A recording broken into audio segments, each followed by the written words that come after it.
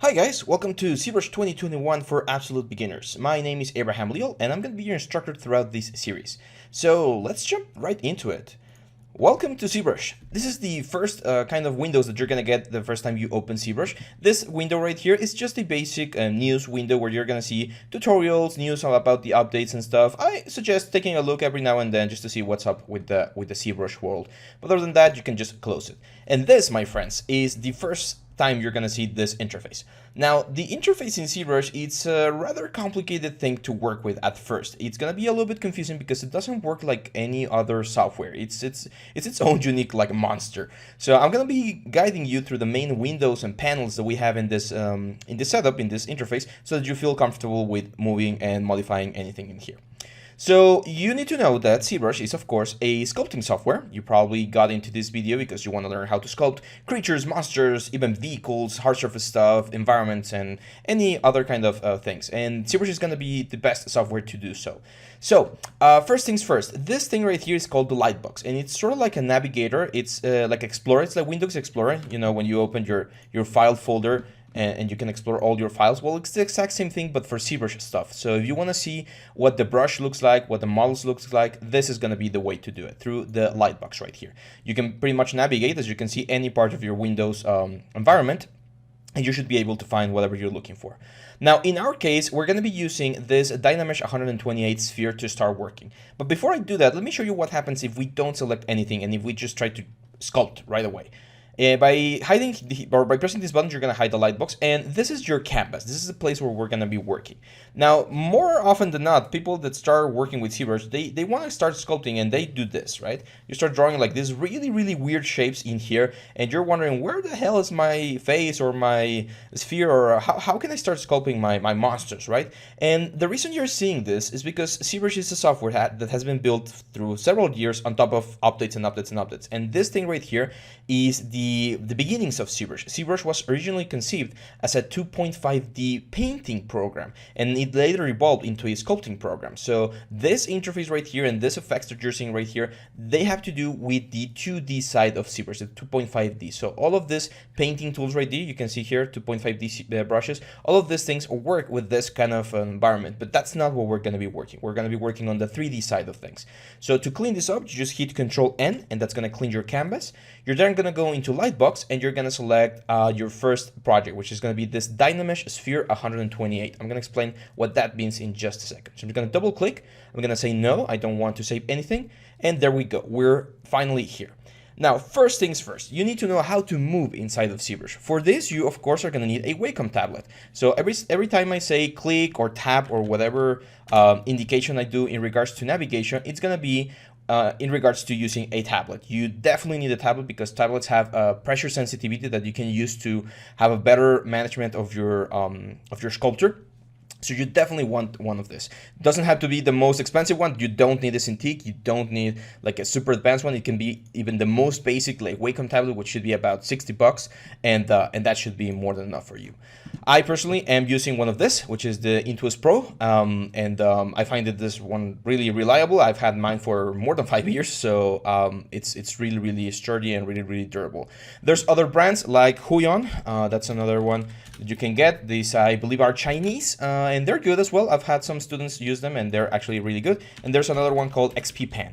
So they are kind of like mid-range or low-range kind of tablets, but they work for the same purpose. The only thing is sometimes the pens need to be recharged or they use batteries or something, but other than that, they work fine. Now, here in regards to my movement, I'm going to move my cursor outside of my object. I'm going to tap outside and I'm going to drag the element. And what this is going to do, you can see it on the little head right there on the top right corner. It's going to move the camera. It's going to rotate the camera around. So whenever I press, that's going to be kind of like my pivot point, and I'm going to be rotating my camera around. Now, this rotation is really important because this is what's going to allow us to go to the side view of the character, to the front view of the character, and modify anything or any kind of thing that we need. Now, if you feel lost by doing this, you can always go here to the little head and you can move the head around and it's going to do the same thing. So this is like a little gizmo that you can use to locate the specific plane that you want to work on. Now, if you're moving your camera to the side and you want to snap the view, if you're used to 3D programs having like perfect orthographic views, you can just start dragging, press shift, and then drop your tablet pen and drop the shift. And that's gonna keep you on the side view, as you can see here. So I start moving up, I press shift, it's gonna snap to the top, I drop the mouse, or the tablet rather, and I drop the shift key, and I'm gonna be on the top view, which is gonna be the movement. So those are the two rotation elements. The next one is the pan. I want to move left and right. I want to move the camera left and right and top to bottom. And that one's actually really, really simple. You're going to press your Alt key. You're going to press outside of the interface, and you're going to move up and down, left and right. And that's going to be your main movement. Okay. So again, pressing and dragging is rotation. Alt pressing and moving up and down is panning. And finally, it's the zoom. How do I zoom in and out of my element, right? And this one is the one that gets people a little bit confused, because it's like a Street Fighter combo. You need to do a series of presses on some buttons to make it work. So it's Alt, click with your tablet, you drop the Alt, but you still click with your tablet, and then you move up and down, or left and right. Okay, so again, Alt, click with your tablet, drop the Alt, and then just move up and down. And that's gonna be your zoom. If you do it wrong, what's going to happen? If you, for instance, press Alt and then click with your tablet and then drop the tablet and drop the Alt, nothing's going to happen. So make sure to press Alt, click outside the object, drop the Alt, and then just move up and down. Okay, once you get used to it, it's going to be really, really fast, and you're going to be able to zoom in and out of the element. If for any reason you get lost, you lose your object, you don't know where the object is anymore, press your letter F, as in frame. And that's going to frame your object in the center, and then you can just like move the little head right here to go to the front view, or move around with the navigation that I just showed you. If for any reason all of these shortcuts are a little bit difficult for you at first, don't worry, you can always go to this 4 buttons right here, which is the frame, move, zoom, and rotate. And if you press the button and move around, it's going to be the same exact thing. Okay, so if you find the shortcuts a little bit difficult, the Alt and the Shift, you can always go to these buttons right here. Perfect.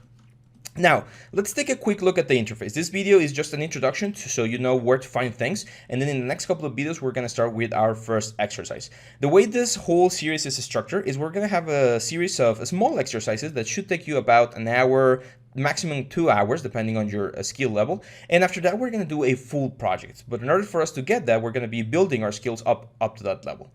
So up here, we have, as with any software, the main menus. Alpha, brush, color, document, draw, dynamics, blah, blah, blah, all of this. One of the most important ones is this one, the tool menu. Now you can see when I press the tool menu, this whole bar over here shifts and goes all the way over here. And the reason is this bar is actually snapped to this place. So if you press this little white button here on the corner, you're gonna delete this bar from here, and you can select any bar that you want here. And if you drag and drop this, you can place it exactly where you want. So Zbrush is a very customizable software. We're actually gonna be customizing our interface in a couple of videos and later on in the series, so that you can get the best buttons in the best places, right? So the tool menu is one of the most important tools. I always have it here on the side because it's really, really useful. But there are others that are actually really, really useful, like the light buttons or the light menu. You can always drag and drop any of these menus into this sidebar, and you're going to be able to snap them to pretty much position them in this area so that you can more quickly select or modify anything in the menus and stuff. We're going to be exploring all of these things later on.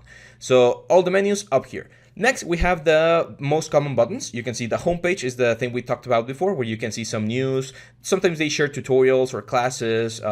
They highlight the best portfolios from artists around the world. So it's a really good place to check out. It's kind of like a social media thing.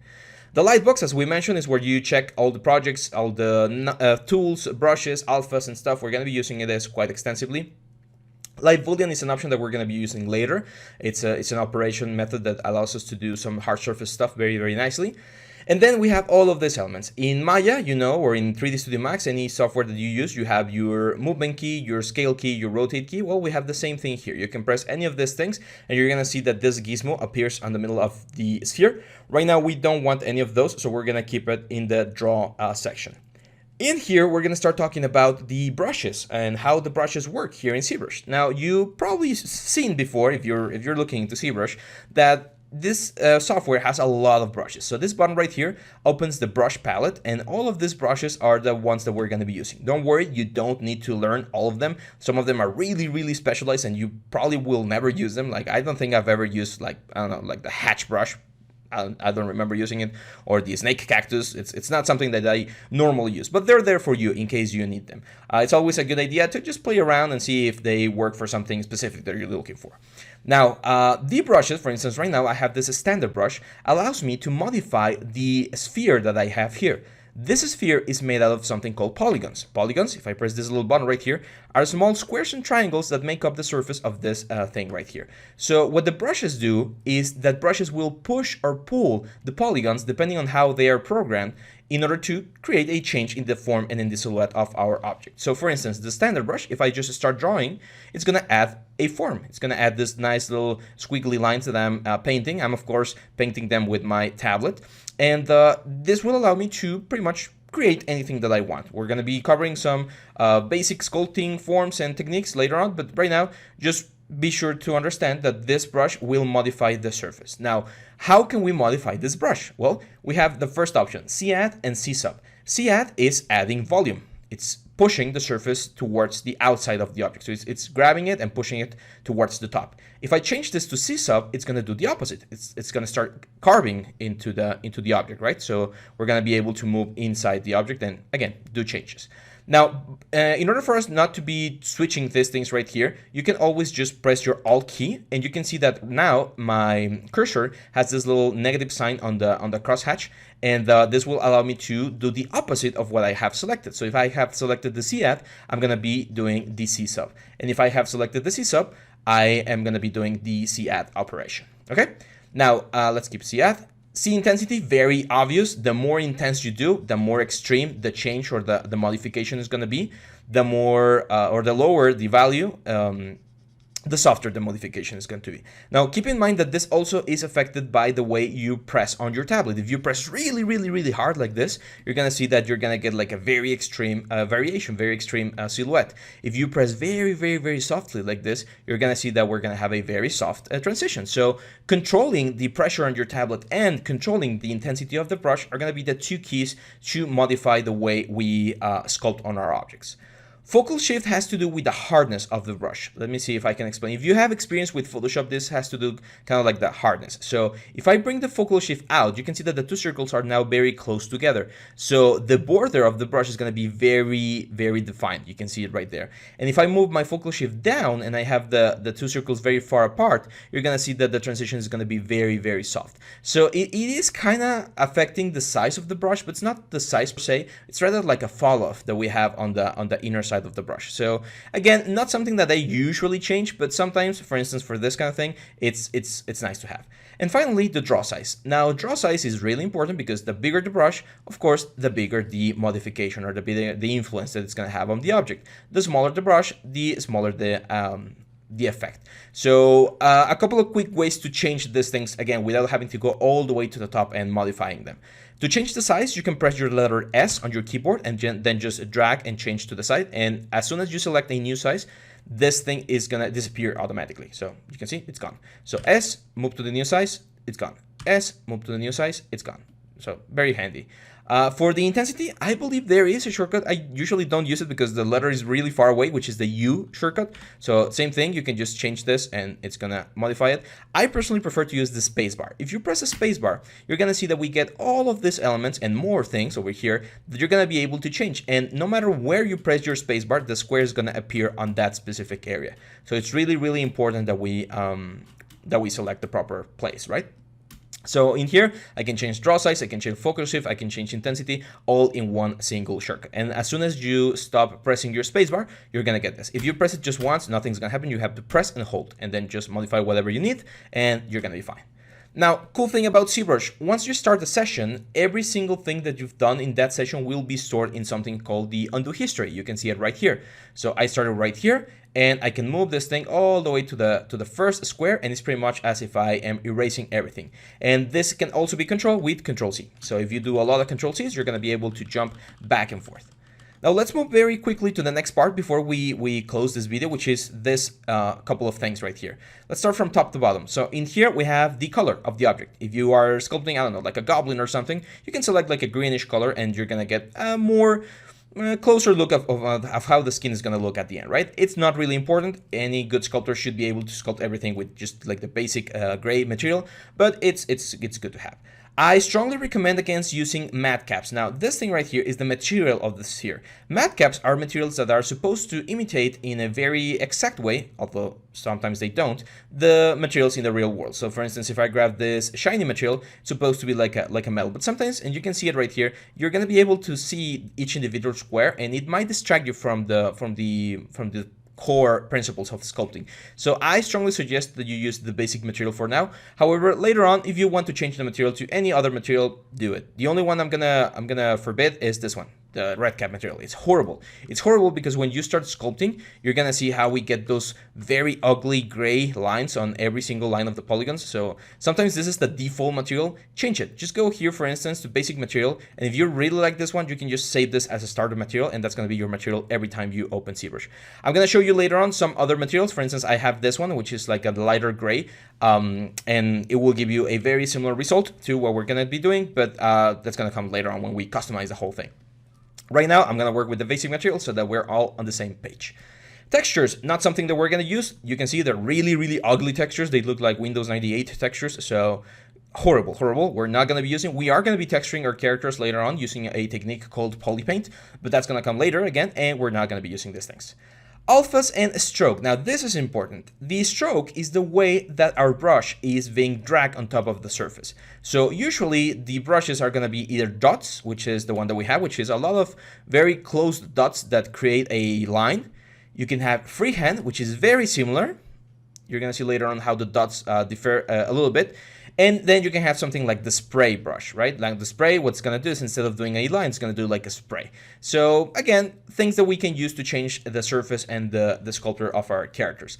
The two important ones are drag rect and drag dot.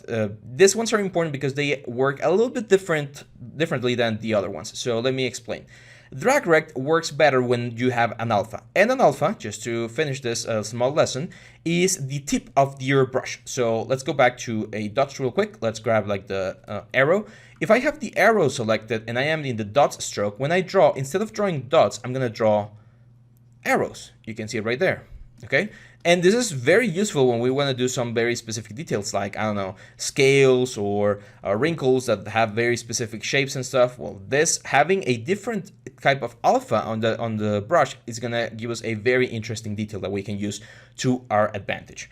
However, if you change this to drag rect, what's going to happen is instead of doing a line, you're going to drag one single entity or one single instance of this alpha, and you're going to drag it and define how big or small you want this to be on the surface, which is really handy. As you can see, we can draw like a big line. Imagine if we're doing like, I don't know, like Airbender, the avatar, and we wanted to draw like the arrow on his forehead. This would be one very easy way to do so because we can just drag and drop the arrow wherever we want. Now, the trick with drag rect is once you decide where you're going to position it, the only other thing you can decide is the size of the position or the size of the object.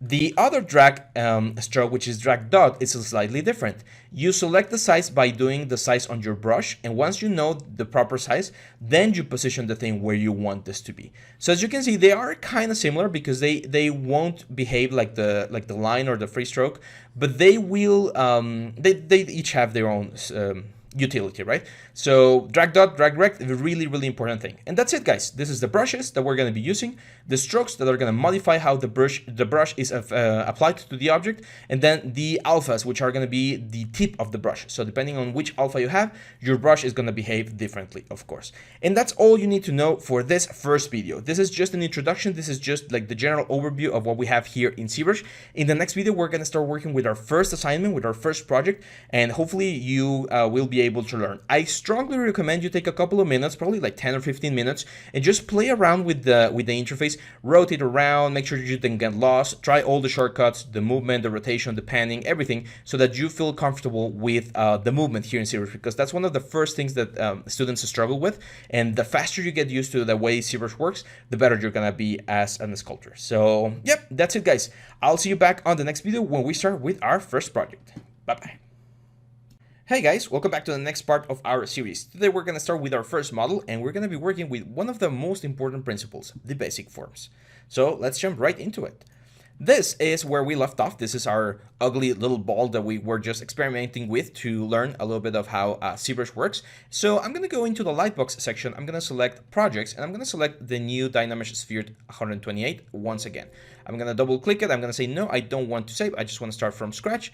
And there we go. This is our new sphere. Now, what's our project? What things are we going to be working on? Well, more often than not, whenever you start Zbrush, all the tutorials usually start with a skull.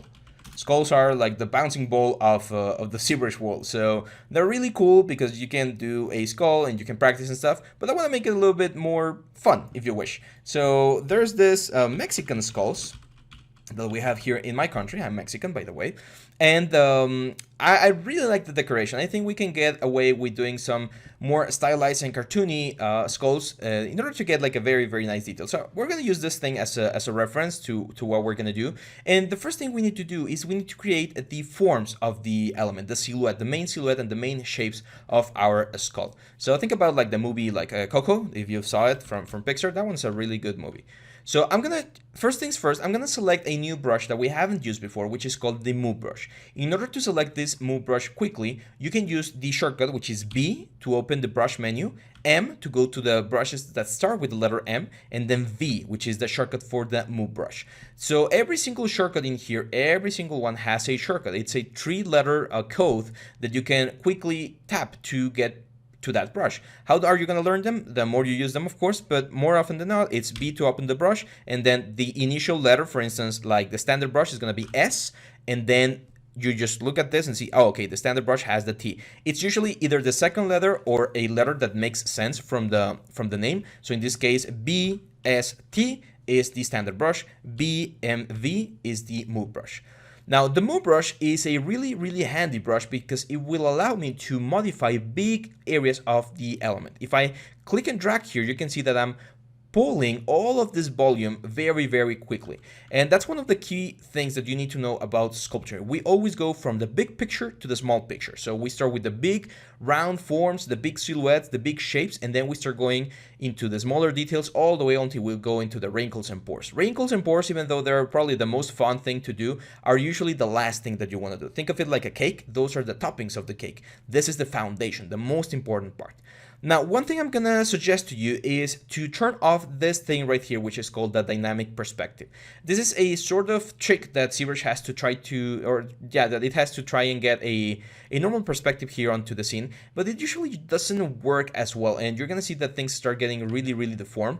And I usually don't sculpt with this. Most of the artists out there won't recommend sculpting with dynamic perspective on. But if you want to, go ahead. Just be mindful that if you're sculpting with dynamic perspective and then you bring this to another software like Maya or 3D Studio Max or whatever, things might not look exactly the same. And if you do this without perspective, they're gonna be a lot closer. So yeah, so the first things I'm going to do is I'm going to make this brush really, really big, and I'm going to start pushing the form here, for instance, on the sides to start getting this shape right here. So let's see, which one is fun? I think I like this one, this like broad shape and like a T shape. I think that one looks fun. So instead of pushing it, I'm actually going to start pulling it. Now it's important that I change views. I need to start rotating my element and modifying it from different angles, because one of the most common mistakes that people make is they just focus on one side of the object and they hope that everything else is gonna look okay. And no, you need to modify every single thing. So let's just start pushing this. So on the front here, I know that skulls usually have this sort of like curved look here, and then down here they have like a hole, right, where the neck connects. So I'm going to start pushing this right about there. Now this is a cartoon skull, so we can get away with some artistic freedom right here. Now this thing right here looks a little bit ugly, so I'm going to start pushing this up. As you can see, it's a matter of modifying and moving around your brush until you get the shape that you're looking for. Again, make sure to change the camera, like look from different angles, because sometimes it will look good from one angle, but once you turn it around, it will look like really, really ugly.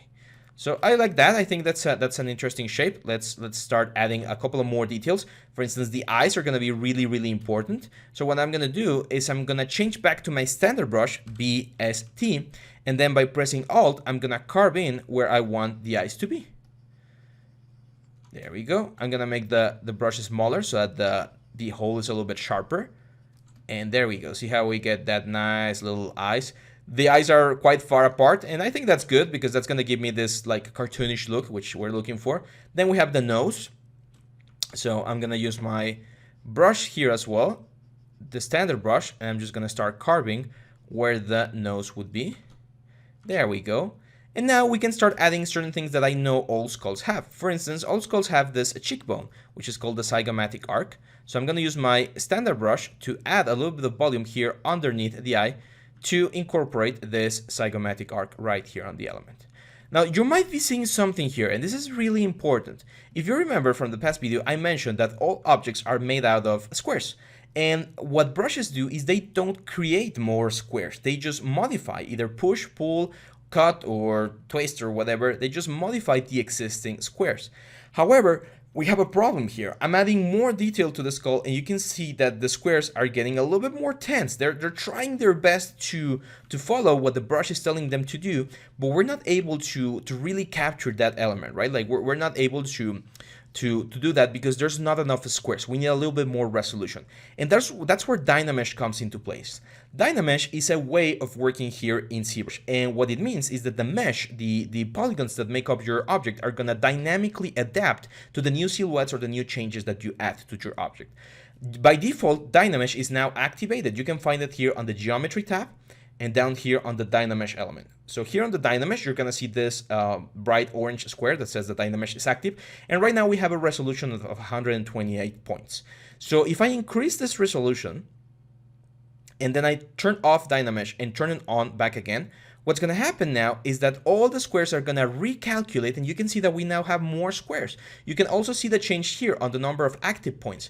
Right now we had 43,000, and if I do this Dynamesh, I'm gonna go all the way to 180,000. So Dynamesh is really, really powerful. It's a great tool, but it's like a Spider-Man's power. With great responsibility, or with great power comes great responsibility. You need to be careful to not go overboard, because if you crank this resolution all the way up, it's gonna be really heavy and it can crash Zbrush. So I'm just gonna increase this a little bit, let's say to like 168, like that. And I'm gonna turn Dynamesh again. Now, let's say I now start carving a little bit more things in here. Like there's usually a bone here called the temporal bone, which is where your ear is going to be, and we usually have like a hole there. So I'm going to start adding this volume, and now let's say I add a little bit of like brows, right? There we go. So let's say I want to recalculate so that every single square like gets better. Instead of going all the way to Dynamesh and turning it on and off again, there's a nice shortcut that it's just control. You press control, you're gonna see that your mouse turns or your cursor turns yellow, and then you're gonna drag and drop outside of the element, and that's gonna recalculate the thing. Let me do something really extreme so that you can see that this works, because I don't think that was extreme enough. So let's say we have this, right? So see how all of these polygons are super extremely distorted. If I do control and drag and drop outside, they just recalculated, and now they have the same density and the same resolution as everything else. So that's how Dynamesh works. Now that we have Dynamesh on, we can start working on a little bit more of the main forms of the skull. So you can see here that we have this very nice sharp curvature going here onto the chin. So I'm gonna go back to my move brush. I'm gonna start pushing this in to create that curvature. And then over here is where we're gonna have like the mandible, right? There we go. Now I'm going to show you a new brush, and this new brush is really handy. It's a really nice brush that it's a little bit more aggressive than the standard brush. And the reason I want to use this is because sometimes when you want to work on big shapes, it's easier to do it in a more harsh way first, and then polish it to look smoother. So the brush is called the clay buildup. It's probably one of my favorite brushes here in Zbrush, and the shortcut is B for brush, C for clay, B for buildup. And what this will allow me to do is, if I press the Alt key, for instance, it's going to allow me to carve really fast into the object to separate whatever areas I have here on the element. So here I can add a little bit more volume, and you can see that I'm creating the separation or the distance in the element. The only problem with this brush, as you can see, is that we get this cross-hatching element, and that's because we have this square alpha. We get this cross-hatching element that makes the surface look really bad, really ugly, right? So in order to clean that surface, I'm going to use another shortcut, which is the Shift key. If you press the shift key, you're gonna get your smooth brush. And this smooth brush is really, really handy because what the smooth brush will allow me to do is it will allow me to smooth the surface of the object and get rid of any like weird bumps and lumps that we might have. In sculpting, having clean form is one of the most important things because on top of the clean form is where we're gonna be doing all the wrinkles, all the details, all the secondary forms that we're gonna be talking about shortly. And all that stuff needs to have a clean surface to work with. The worst thing you can have is a surface that looks like a chewing gum or something like that, like a wet paper towel, like ugly, right? So you always want to have very, very clean forms. Now, for instance, on the skull, we usually have like a little bit of a canal here. So I'm going to start carving this to make this skull a little bit more realistic. And if we could take a look at the real skull, you know that the nose usually pushes out, right? So I can use my clay buildup to start adding volume here and push the nose out a little bit. Just a little bit, not that much. As you can see, something like that, because this is still a cartoonish skull, so we want something like that. So there we go. This cartoonish skull is looking really, really nice. And yeah, we can now continue modifying and polishing the form. So if I see that there's a couple of like lumpy areas here and there, I can switch between my move brush. For instance, here I'm gonna push where the teeth are gonna be, like the volume of the teeth. I'm not gonna do the teeth just yet. We're gonna wait for that a little bit. But I'm gonna push the volume where the teeth are gonna be. We sometimes call this the barrel of the mouth, because it's this like weird shape. It's like a muscle kind of thing. Not muscle as in like your muscle, a muscle with C. Muscle, I'm not sure the right pronunciation. I like this curvature. I think it looks cartoonish and that's fun. Over here, for instance, we usually have another bone, like another ridge rather, that goes to the backside like this. So I'm just gonna suggest it and then smooth it out. And then we're just gonna flatten this out. It's kind of like sculpting. Now, of course, this is gonna be it is difficult for me to teach Zbrush in this way because in other softwares, like if we were teaching modeling in Maya or 3D Studio Max or texturing in Substance or whatever, I can just tell you, press this button, use this value, do this thing right here. Zbrush is a lot more dynamic. It's a lot more free. So you're gonna see that the most important thing that I can teach you is the way I'm thinking and the decisions that I'm making when building this thing. So for instance, here I'm just carving in here. So you're gonna have to do this, and you're gonna have to get used to how much pressure you're gonna need, how big the brush is gonna be, how you're gonna be modifying your shapes and your elements to get the best possible result. Because again, it's practically impossible for me to tell you, oh yes, I'm using this much pressure in my hand and with this angle and stuff. It's a lot more practice oriented, learning Zbrush. So I'm gonna define this a little bit more, and there we go. So this is your challenge for now, guys. I need you to get to this point. This is what I consider the basic forms. So all the basic forms of my skull are now here. They're looking very nice. I have a very interesting skull, and we can now start working on some more interesting shapes like teeth, like some extra secondary details, like again, this is just a drawing, right? We're doing this as a 3D element. So if we take a look again at the skulls right here, like the Zbrush sculpts, there's a lot of wrinkles, a lot of lines, a lot of texture that we can add later on. And but in order for us to do that, we need to have a very, very clean base. Now, before finishing this video, I need to show you how to save, because we haven't saved. We've been working on this for about 15 minutes, and it's important to save because Zbrush is one of those softwares that usually crashes, sometimes crashes, and it's important for you to save. Now, there's 3 ways you can save this thing. You can save this with a quick save right here. If you press quick save, this will automatically save a quick save file of this element. And if you go into your Lightbox and you go into your quick save file, you're gonna have all the quick save things that you've been working on. So that's a good way to work with. However, it will save it on the default quick save folder, and it's not as organized as the next one, which is saving this as a tool. So I'm gonna go here at the tool. I'm gonna say save as. And I'm gonna go to my project. In this case, this is the Nexttut Zbrush 2021. I'm gonna go here to Documents. And I'm gonna save, no, it's not Documents, sorry, it's Zbrush 21, there we go, C Tools. And you can see here, I have a couple of them that I was using to practice, of course. And I'm just gonna save this on top of this one as Skull 001. So I'm gonna save this, and I'm gonna say yes. Perfect. So this now is saved as a C tool. If you open Zbrush again, I'm gonna go here to Preferences, Initialize Zbrush. I'm gonna say yes. This is going to pretty much reset ZBrush from scratch. You're probably going to see my custom interface. No, it's not. Okay, perfect. So in case you need to load your element, it's very easy. You just go into load tool, select your skull, double click, and this is the important part. You're going to draw one time your sculptor, and then you're going to press your letter T to enter edit mode. Because if you don't do that, if you don't press your letter T, what's going to happen is this. You're going to start doing this weird collage here. And remember when we talked about the 2.5D environment here in ZBrush? That's exactly what's happening. We're drawing skulls in the 2.5D element. So we don't want that. Control N to clean the canvas. You draw one skull and you press T to go into edit mode. And now you're going to be able to work with this element. And that's it, guys. This is it for this video. I'll see you in the next one where we continue adding more details and the secondary forms to our element. Keep working, get to this point, and I'll see you back on the next one. Bye-bye. Hey guys, welcome back to the next part of our series. Today we're going to continue with our skull model and we're going to continue with the secondary forms. So let's get to it. This is where we have right now. This is where we left off, and as you can see, this is looking really nice. But now we can start actually adding more stuff to our element. Let's take a look at our reference again.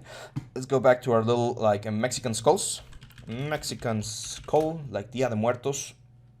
And you can see that most of the skulls have the teeth, like very prominent teeth. Like I like this little guy right here. I don't want to go with like the full set of teeth, like the 32 teeth that I believe we have. I want to go with something simple like this. So let me show you a new brush that we can use to start pushing some of the secondary forms into a more defined state. And this brush is called the Damian Standard. Now the Damian Standard, the shortcut is B as in brush, D from Damian, and then S as in standard. This was created by a user a long time ago, and it's named in its honor. And the way that the Damian Standard works, it's pretty much like a knife. So it will allow us to, as you can see, cut very deeply into our objects.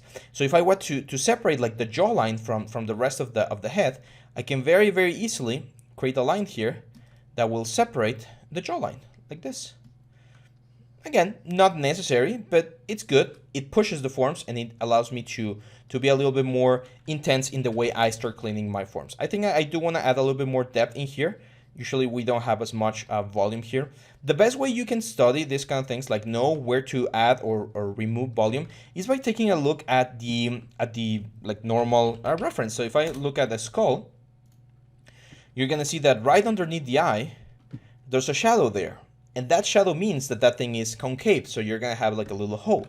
So that's why I'm pushing this thing right here to make that shadow a little bit more intense. Now, I don't want to push these forms into the realistic side of things, like I don't want this to be hyper realistic, but I do want to obey that kind of thing a little bit. So for instance, I see that there's a little bit of a bone crossing into the nose, so I'm just gonna add that there. So that gives me a little bit more secondary form, secondary details that allow me to have a more interesting looking sculpture without having to sacrifice on the cartoony side of things.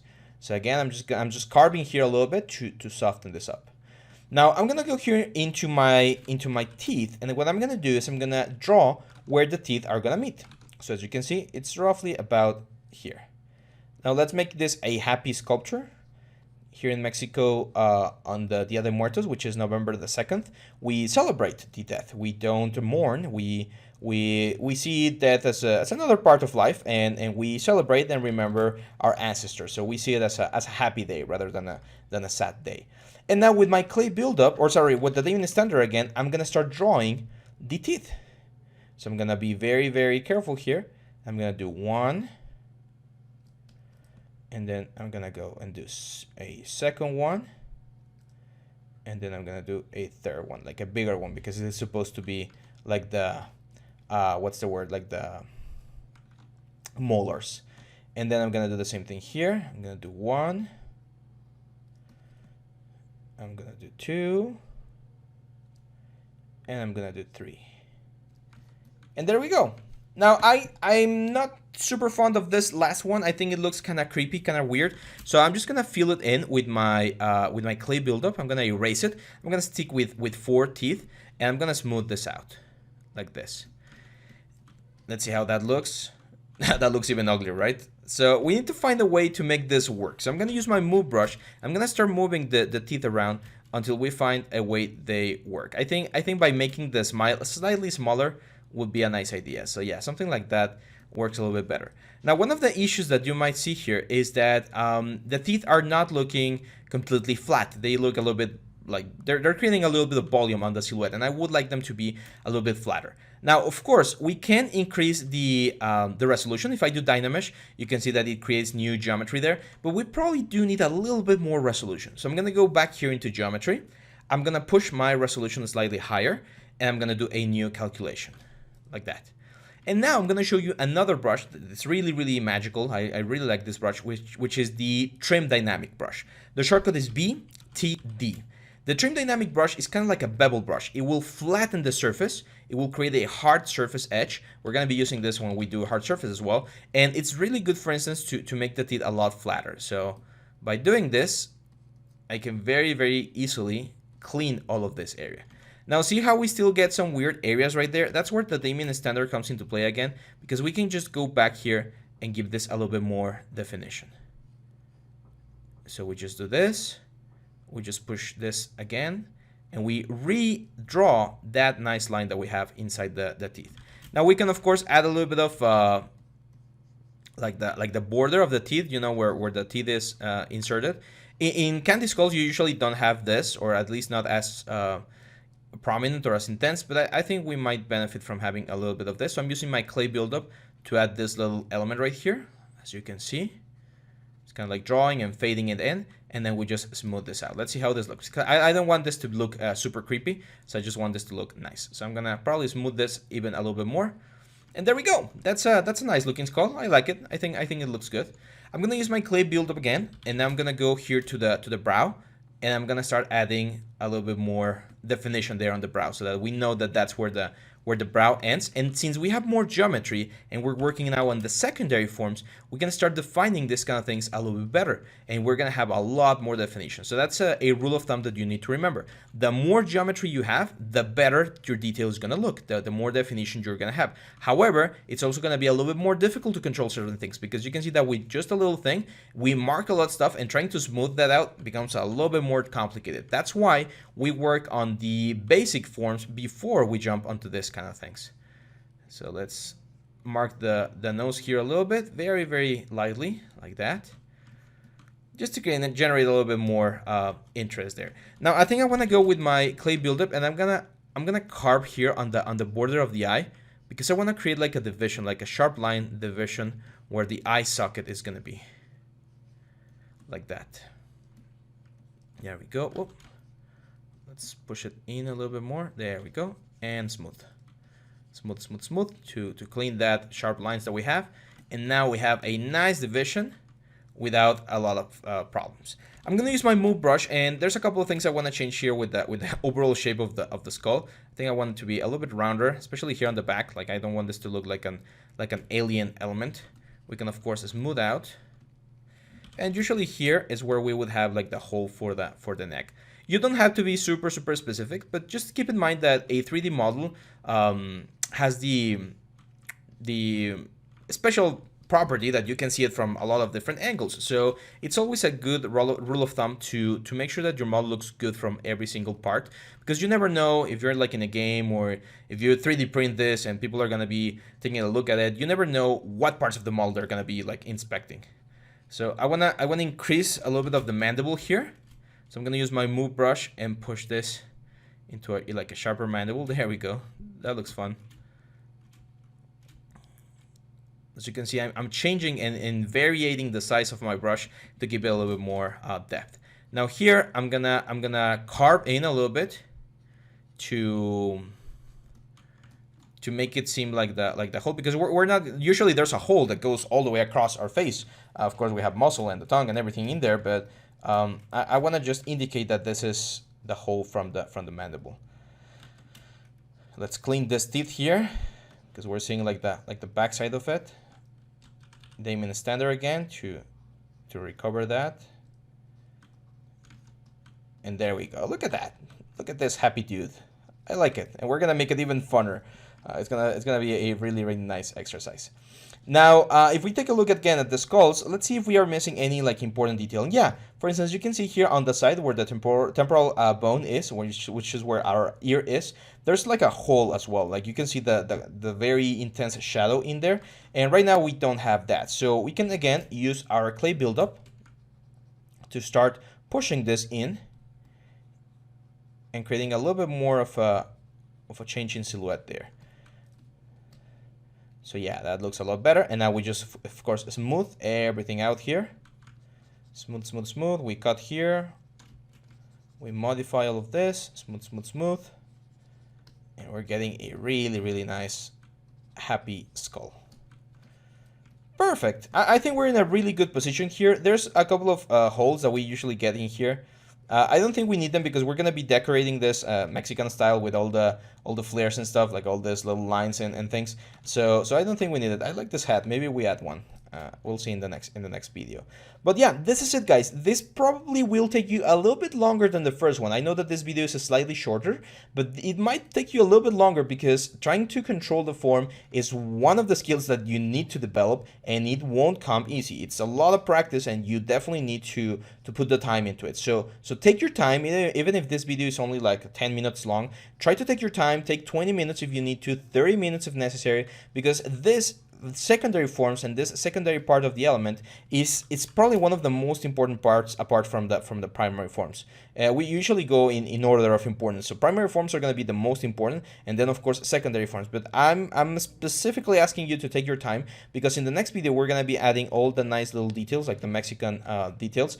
And if you don't have a clean secondary form, all the details that we add are gonna look really bad, and this might not be an exercise that you want to show off. So yeah, take your time, do it nicely, and get to this position where we started with something very simple, as you can see here, and now we have something like this where there's a lot more detail. Okay, so get to work, guys, and I'll see you back on the next video. Bye bye. Hey guys, welcome back to the next part of our series. Today we're gonna continue with our skull model, and we're gonna finish it with the details and talk about a little bit about symmetry. So let's get to it. This is where we left off. This is the result of the secondary forms, now nicely polished and nicely laid out for us to work with. And it's now time for us to start working on the details. Now, as you can see, the Mexican skulls are known for all this amount of crazy detail that they have. So let me show you a new technique that we're gonna be using to do this. We could, of course, try doing it by hand, like literally drawing like the little flowers that it has around the eyes. But as you can see, if you're not really good with your pulse, you're gonna have a hard time. So what we're gonna do instead is a technique called masking. And by masking certain areas of the element, we can draw this sort of things and then modify them so that we get a very nice effect. So this is what I'm gonna do. I'm gonna start with a very simple detail, like our little guy here. Like it has a circle there and this kind of like droplets on the side. So I'm gonna start with a circle right here, probably slightly smaller. And the way we're gonna do it is we're gonna press Control, and you can see that now our brush turns yellow, similar to what we do when we do Dynamesh.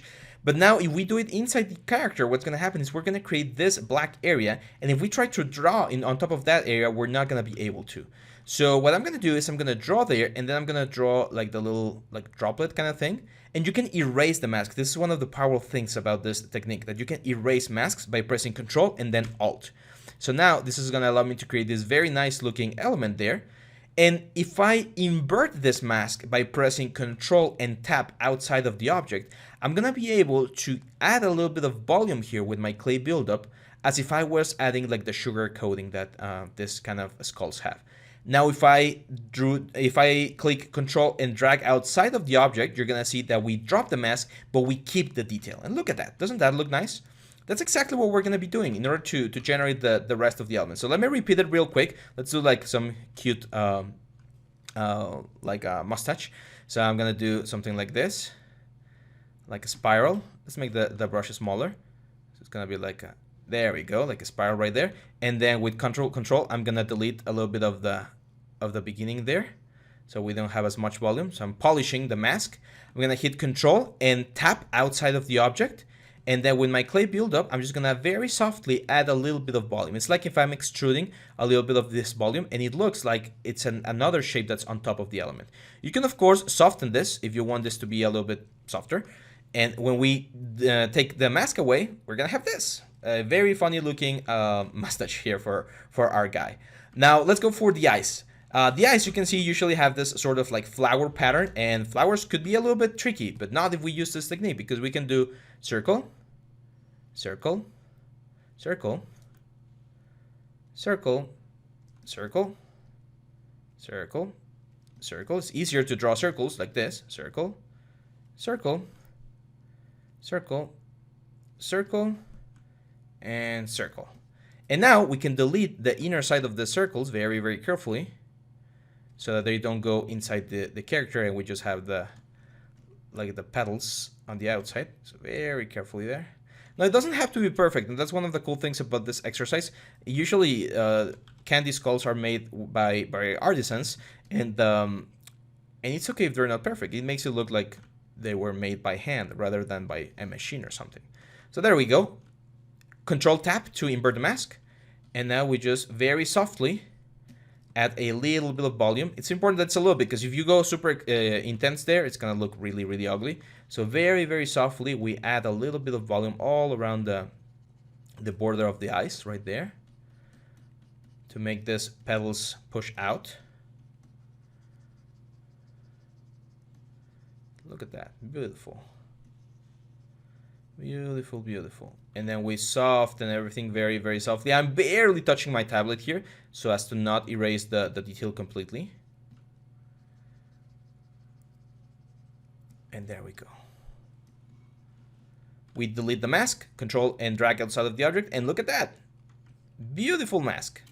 Now let's add a couple of more details. For instance, I think if we take a look at the reference here, we have this nice little like curvatures here, like this interesting looking shapes. Or we can just, I think we can just add like dots. Now let's add like a flower going here like this, and then from here let's continue this down here. And with the mask, it's like painting the mask. We're painting this nice little detail. And then let's do like a smaller one like this. Yeah, I like that one. And then following the shape of the bone, that one's gonna look really, really nice. There we go. And again, just a little bit of volume here, very, very softly. We don't want to exaggerate this a lot. You can also do this with your standard brush, then a little bit of smooth to get rid of the ridges and keep only the volume. And when we delete that, look at that. That looks really, really nice. I think I want to go for some like just traditional circles. So I'm going to change the alpha here for like a round hard alpha, and then just start adding like a couple of circles here. Let's do like 5. So 4, 5. There we go. Now here on the inside, yeah, I think like a cross might be a good idea. So let's draw the cross. Let's make it a little bit slimmer. So I'm gonna erase the mask there, and then like this. There we go. That looks nice. And then let's add like a couple of rays. So we're gonna have like one ray, very soft ray there, and then like a short one, then like a long one here, short one, something like this. And then again, we just add a little bit of volume, kind of like extruding the thing. Soften it up a little bit so it looks nice. And look at that, perfect. Let's add again a couple of points here just to decorate the whole thing. And let's go back to the jawline. So on the jawline, we can do a little bit more crazy stuff. So for instance, I really like this sort of like flower diagram on the bottom side. So we can do like the main flower here, and then there's like some like weird petals. So let's do like this sort of petals, and then we have like a nice petal there. Let's do like a secondary petal right here. Remember, all the shapes here have to kind of like push the form of the element, like help define the overall shape of the character. let's draw this here. There we go. I like that. I think that looks nice. And then let's have like some lines going in here. Probably slightly thinner. Like this. What else are we seeing? Like a couple of dots, like maybe like one dot there, one dot there, one dot there. And you can draw the whole skull in one single mask. The issue is if you mess up and you need to go back, this is the kind of stuff that can make it a little bit painful. So let's add the nice line there in the middle, like that. On the main area, I also want to add like, you know what? Let's do like this. There we go. We invert the mask and we add a little bit of detail here. There we go.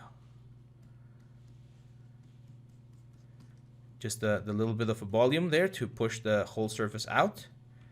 And that's it. We just soften everything here. And look at that. Now, if we want to push some of these things slightly or make them slightly more intense, we can always use our Udemy standard, remember, and just carve into this. Now, I do like the way they look, though. I do like that they look soft because usually sugar looks soft. It melts a little bit on top of the thing, of the skull, so you usually don't get like a super sharp element. Now you can also see that we are already having some issues with the resolution. If we want this to be even nicer, like have more resolution, we can definitely push the resolution up a little bit more, and this is going to give us more resolution. So now when we do the lines, they're going to be slightly sharper, and we can do like a little bit more detail here and there to push the detail of our skull even more. So if we need to, we can just like go back again there and keep pushing these elements so they look really, really nice. On top of the elements, there's like a couple of circles. So let's add like one, and then let's one slightly smaller, and then slightly smaller. Again, to create a little bit of a gradient. So I think this skull is looking really, really nice, and you can continue adding as many details or as much details as you want. The best thing I can recommend is look up reference, as I'm doing here, like switch to your tab and look at how things are made in the real world, how this candy skull are made, so that you can get a very nice detail. Now I'm going to go up here and I want to show you another tool that has to do with the brush, and then we're going to jump onto the symmetry, which is the final part of this thing. Usually, or the best thing I should do is I need to cover the whole thing up, but you already saw how we do this, so I'm probably going to finish this off camera and just show you the result later on when we do like painting or something. But there's one thing that we can do. Now, if I try to do like very nice squiggly lines, you can see that my pulse is not perfect. Even though I can do like some interesting spirals, it is a little bit difficult to have like a perfect pulse. Zbrush has a very nice tool called Lazy Mouse that allows us to draw the thing in a more controlled way. And you're going to find this if you press Control to go into your mask pen. You're going to go into the stroke section, and you're going to go into this Lazy Mouse option. You're going to turn this on. Now, when you start drawing, you're going to see a line, like a red line, that's following your mouse. And that red line is the delay that the element is having that will allow you to have a more traditional approach to the whole thing. So let's say I want to do something a little bit more intense, like this detail right here. So in order to do that, now with Lazy Mouse, it's going to be a lot easier because I can just start drawing the spiral. And I'm going to be way more controlled. So I like that. It's like a heart shape. Let's make it smaller, and then let's do from here like another spiral here. Let's do like a leaf or something. Oh, careful there. Like that. See, so that's gonna give me a very, very interesting looking element. I think I want to add like a little heart in here.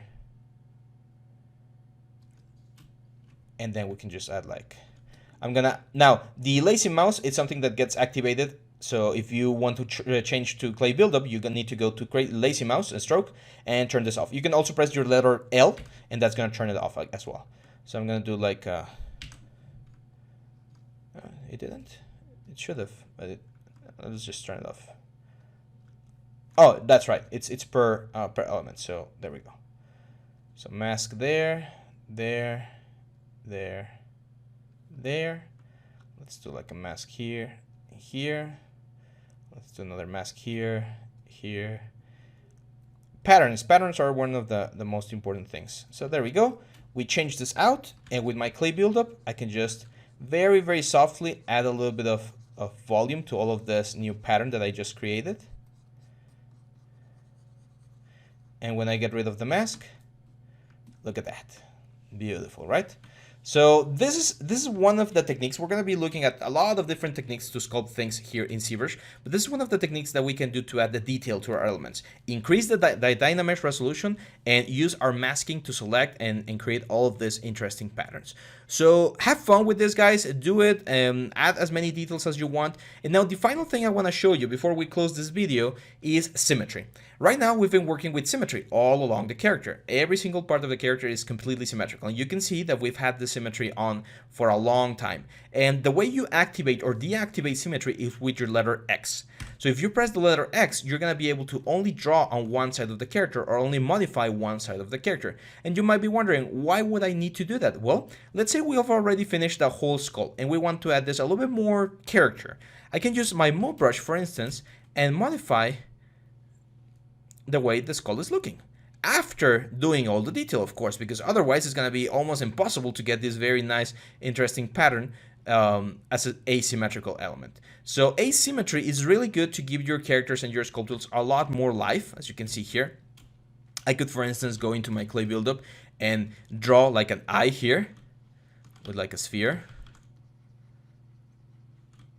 Smooth out and then draw the other eye over here.